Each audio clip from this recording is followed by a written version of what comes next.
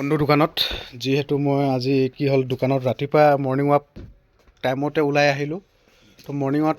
কৰি থাকোঁতে কি হ'ল মই মানে জাষ্ট হেৰি কৰিলোঁ মানে গেঞ্জি এটা পিন্ধি আহি গ'লোঁ আৰু যাব নোৱাৰিলোঁ ঘৰলৈ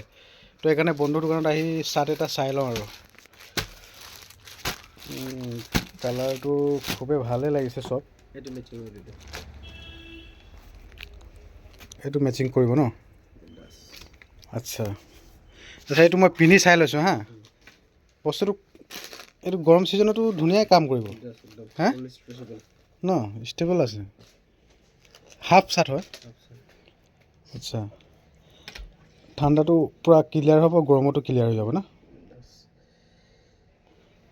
কিন্তু পূৰা কালাৰফুল এইবিলাক ন চাওঁচোন পিন্ধি পেলাই তাৰপিছত দেখাই আছোঁ আপোনালোকক এই চাৰ্টটো কালাৰটো ভাল লাগিছে মানে একচুৱেলি ৰাতিপুৱা সোনকালে ওলাই আহোঁ গেঞ্জিকে পিন্ধি আহিলোঁ তো চাৰ্টটো লগাই চাওঁ মেচ হৈছে নাই তো যদি মেচ হয় আৰু এইটো এইটোৰ লগতে পিন্ধি পেলাই ডাইৰেক্ট জেকেটটো লগাম যামগৈ আৰু গ্লাছতটো চাই লওঁ যিহেতু গ্লাছটো আগত আছে বন্ধুৰ হেৰিটো ট্ৰায়েল ৰুমটো আগত আছে তো সম্পূৰ্ণকৈ দেখি পাইছে হেৰিটো অঁ তো বৰ বেয়াও লগা নাই ঠিক ঠাকে লাগিছে আচ্ছা বন্ধু ইয়াৰ ৰেটটো কৈ দিয়া 1059 আছে 20% লেছ আছে আচ্ছা 20% লেছ একদম অৰিজিনেল H&M আচ্ছা ঠিক আছে হ'ব একো নাই তুমি লেছ কৰি পেলাই কেইটকা হ'ব কৈ দিয়া মই অনলাইন মাৰি দিছোঁ